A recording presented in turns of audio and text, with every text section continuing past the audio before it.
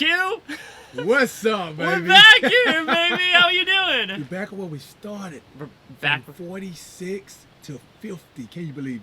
Well, let's talk about how you got from 46 to 50 because you come with a new member of the Burdette family in tow as well. Talk a bit about what life has been like for you the past couple of years. Yep. So last 2 years, I've had a baby. Yeah. A baby boy. I've always wanted to be a dad. So my son Ace had to leave him. You know, he sleeps with me every single night. Really? Emily gets to sleep alone downstairs peacefully. Me and Ace wrestle in the night upstairs. But it's been difficult. These first couple days, just being away from him. Yeah. But, you know, I signed up for this. Yeah. This is what I want. This is why I want it. And, you know, the way 46 ended, my story couldn't stop there.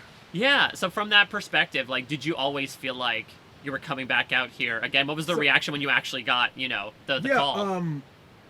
Once 46 ended, I didn't think about, oh, I'll play again, oh, they will want me back. Because you don't know kind of how it's going to air. Right. But immediately, I'm talking about the second the game was over, all of my castmates was like, if anybody is going back from our season, it's going to be you, Q. And I was just like, nah, I don't think so. But then I watched the season, I'm like, well, dang, maybe they're right. Maybe this thing's a gift, and I will go back. And then when I got the call for 50, it's just like getting the call to say, you know what, you don't have to play the rest of the season. You're automatically in the Super Bowl. Just think about what that would feel like for a team. Yeah. They can start to prepare. They can start to get excited about something, and to be a part of this, the biggest season yet, season 50, in the hands of the fans. It doesn't get any better than this. Well, let's get into your headspace approaching this because, look, I think a lot of the way people regard your game, and I don't know if you agree or disagree, is like, Q's chaotic, he causes mayhem.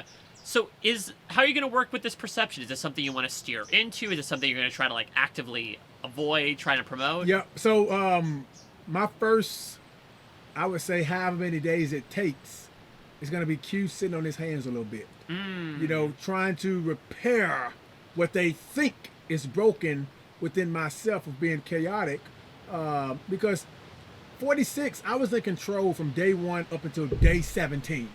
Okay, and what I realized is you cannot win the game in 17 days, but you can sure damn lose it. And my thing this season is I want to elevate other folks' game. I want to be there, support them, be positive, show them that they can count on me, and hopefully they just forget this guy can cause a volcano to erupt right here on this island if he chooses. And if I can make it past the first 8 or 9 days without my name coming up at all, and I can continue that trend and make it to around day 17, day 18 to 26 is mine. They can forget about it. That's when I'm going to come out of my shell and start making the moves that I need to make. So, you know, I have to kind of prove myself to these players who've never played with me that, hey, the edit made me seem so chaotic. Yeah. I'm actually a joy to be around.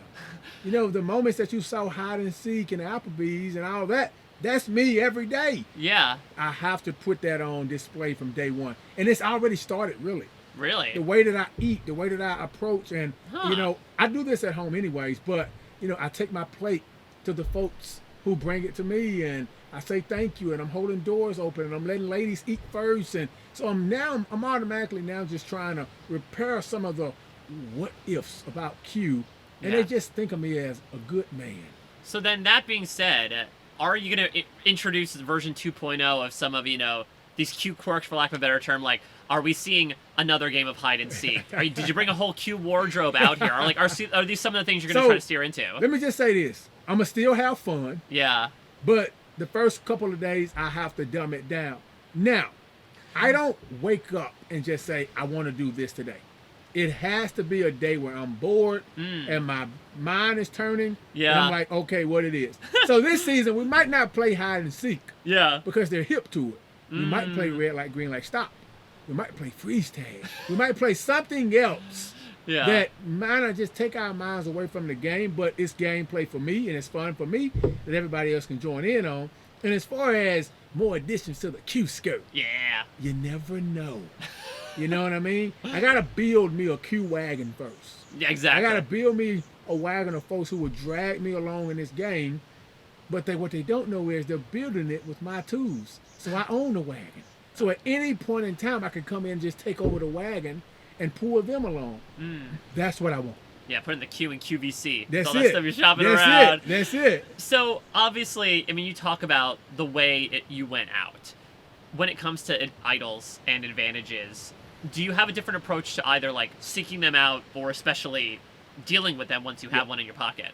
Mike, I didn't go out because I had an idol or I didn't play an idol. I simply went out because I had one day of rest. I had one day of guard letdown. I had one day of Q be as small as you can be, so you can just make it to 5 and play your idol and make it to 4. And so I stopped playing for just a moment, just to be there, just to be settled.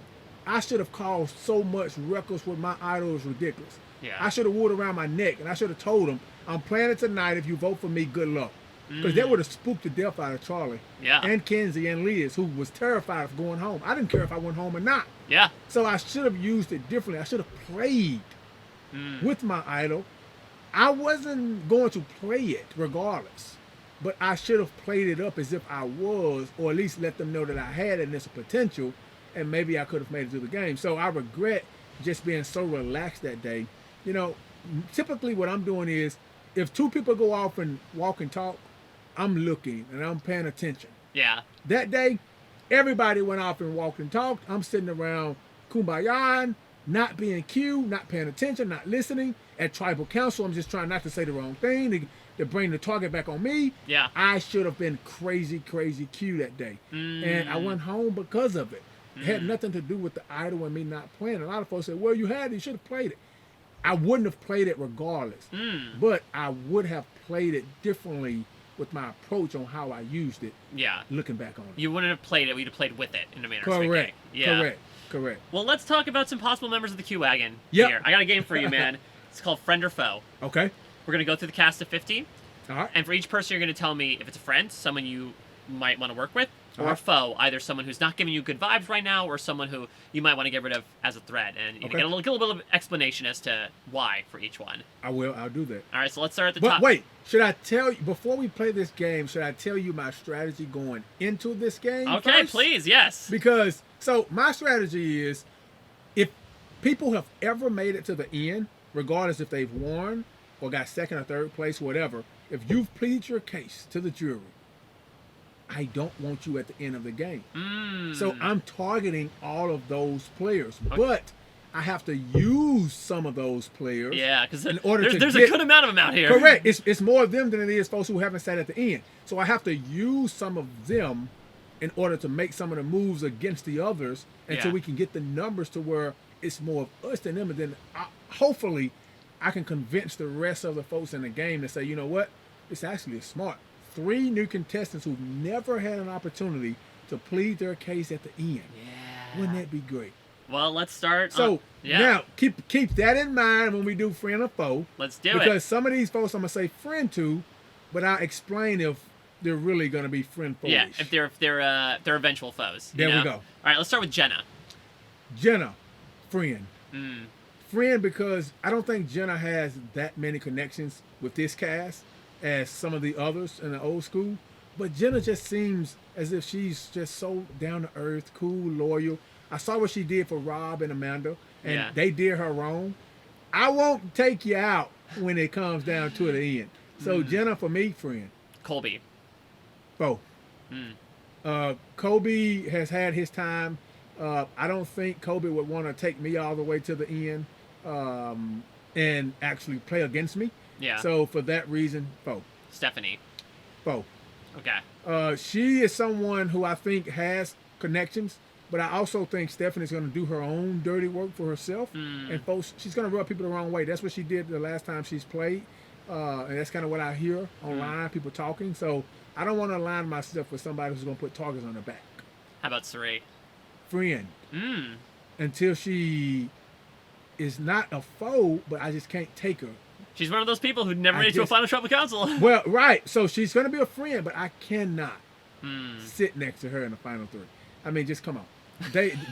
It's certain people if they make it. It doesn't matter the game that I played or they played. Yeah. It's almost like legendary status. For a legendary season, you're going to vote for a legend like Sari. Exactly. So she's going to be a friend up until the moment to where I just have to say, thank you so much for being such a great friend, but I got to let you go. How about Ozzy? Friend. Because I honestly think that I can take Ozzy to the end and beat him as long as he play his typical game. He can win some challenges, but just be the other Ozzy. The one that don't have much of a social game. The one that kind of standoffish. I like that. I can beat that person at the end.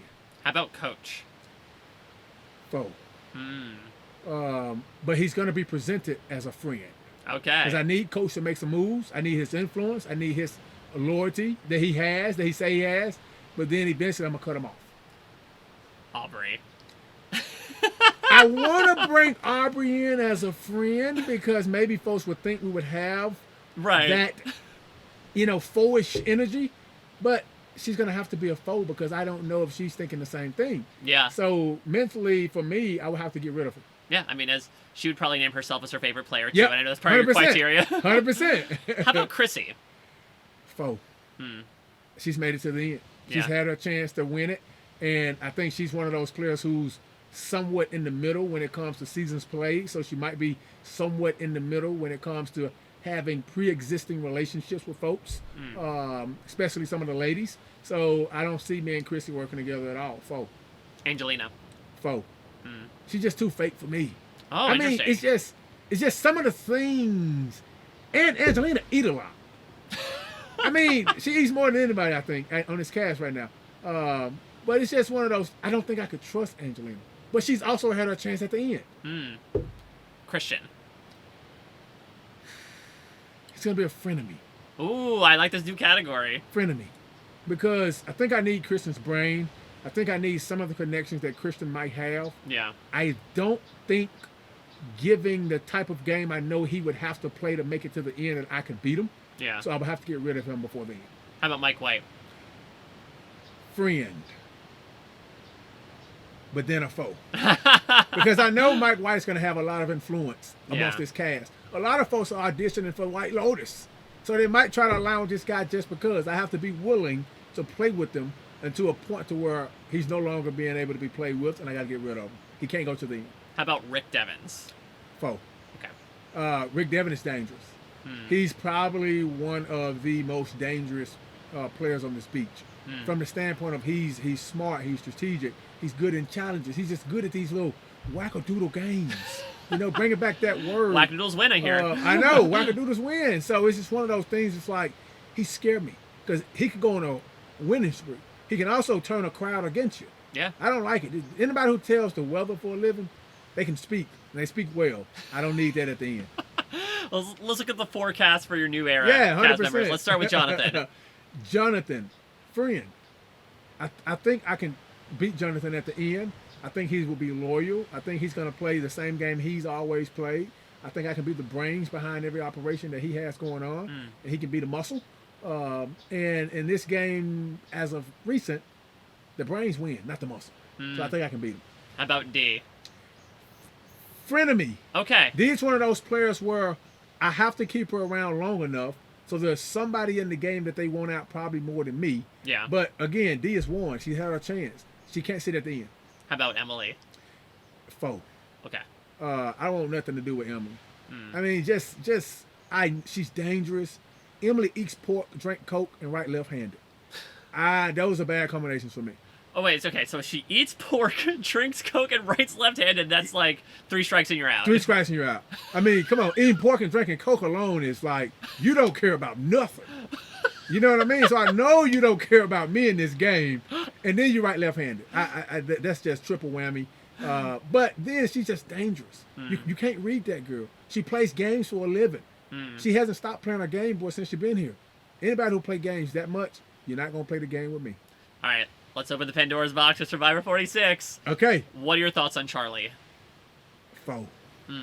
I mean, I just can't trust Charlie. You're looking to get that revenge, finally. He plays, and it's not even about that. It's more so like, I know Charlie plays the middle, and he plays the middle well, but I know he's talking to multiple folks and going behind your back. So I just can't trust that. In a perfect world, Charlie is not on my tribe ever. Oh, wow. Meaning he starts on a different tribe and they vote him out before we ever come together. Yeah. That's perfect world. Will that happen? I don't know. So, and I guess we're going next with who? Tiff. We gotta. Friend. Okay. I hope. Ooh, okay, there we go. On my end, friend. I will take her to the end this time. I will not turn on Tiff this time. Unless she turns on me first. And then I have to do her in. But I want to play with her. I want me and Tiff to show the world we can do something special. Yeah. We can start off great. We can fight. Then we can come back together and here we go. There we go. That's the ending of our story, I think. It's together. Not fighting. So friend. What about Genevieve? Friend. Let me just tell you this. Genevieve will put poison in your coffee and ask you to drink it. I need that on my side. I don't need her bringing me any poison. I need her slitting throats with me, for me. And it's one of those people I'm going to ride and die about if she says, you know what, Q, I want to work with you. Yeah. Because she's someone who I've seen to be loyal. Yeah. She's not afraid to have the gun pointed at her. She's not going to bat an eye. She's going to compete. She's going to show up. Those are the traits that Q need. And I know this because we was in Milwaukee together. Oh. She don't speak well in front of a crowd. I need somebody like that at the end. All right, let's take a look at some recent faces here. Give me your thoughts on Joe. Joe, friend of me. Okay. I got to befriend Joe. I have to have him to trust me. Yeah. And then I have to get rid of Joe. He's had his shot. I'm sorry, Joe. You're my guy. Fireman, put it out. But I got to put your fire out, buddy. How about Camilla? Camilla's friend. I want to work with her. Can you do for me what you did for Kyle, Camilla? Can you take me all the way down to the end and advocate for me the way you did for him? I would love for you to do that. I'm asking you for you to do that. So I would consider Camilla as a friend. Now, she's going to have to get rid of Kyle when I want to. If she don't, she's going to turn the foe real quick. Yeah. Yeah, I don't like that now. Get rid of Kyle.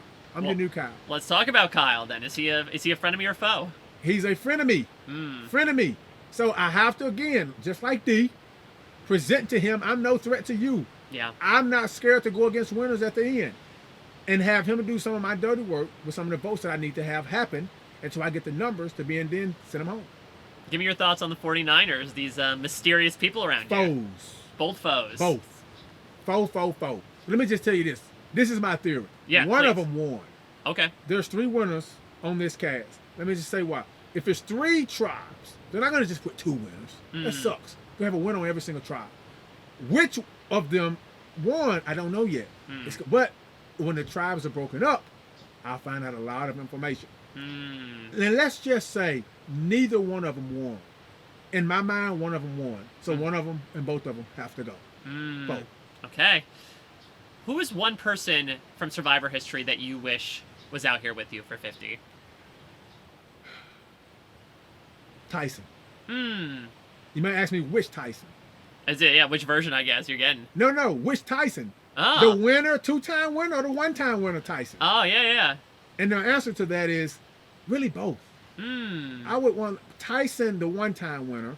Yeah. It would be so funny with me and him on the island, with his jokes and his sense of humor. But then the other Tyson, with his craziness and my craziness, dude, we would light this place on fire. Literally. So, literally, yes. I would. Both of those 2 Tysons would be my pick.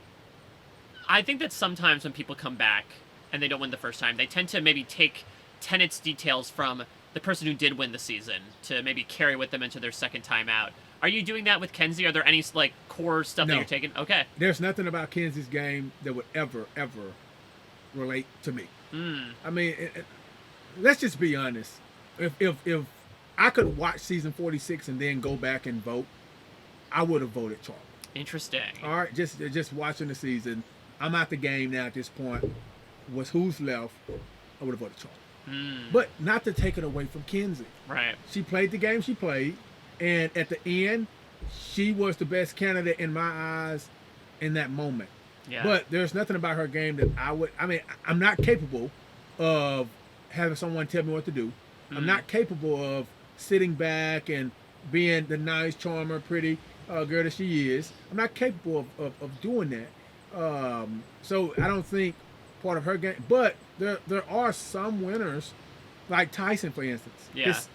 His win on 40, kind of sitting on his hands a bit, waiting for his moment. Tony. I'm sorry. Tony. You're like the two Tysons. I'm like, there were two Tysons. I'm so screwed up, man. Tony and Tyson. Tyson is my guy. I would love to play with Tyson, but Tony also is who I was thinking of. Yeah. You got those T names, man. Yep. Those T names. Tony, I gotta take bits and pieces of his game from 40 and implement it, because coming into it, these folks, they're looking at me as the chaotic one, the crazy one, the one that's unpredictable, the one that's going to cause us the most problem. I cannot give them the satisfaction of thinking that. So I have to be calm and easy. That's what I'm taking. Everything else, I just have to be Q. There we go. I have to be Q. I have to learn from Q's mistakes, and I have to kind of move forward from there. Last thing that I always ask is about this celebrity or fictional character for a loved one. So last time you mentioned Black Panther. You went over to Black Panther. I think the direct quote was like, I want to drink that juice. Yes. Are you going to double down on that? I'll give you another bite of the apple here if you want to go with somebody else for the second time. No, I think I want to change my answer. Please, yeah. The person I would want to bring out here for my loved one's visit would probably have to be Michael Jordan. Ooh, number 23. 23, Michael Jordan. Drip some of that sauce on me. You went, I got your J's on my feet right now. Mm-hmm. Come out here, show me how you went to 6 finals and did not lose. Yeah. Because I'm 0 for 1 right now. And I want to be 1 for 2 once I leave this place. So put me on the right track. Yeah. Give me that motivation talk. What I need to do. And listen, when that Q wagon runs everybody over, you hope the jury says, I don't take that personally. There we go. Yes, 100%.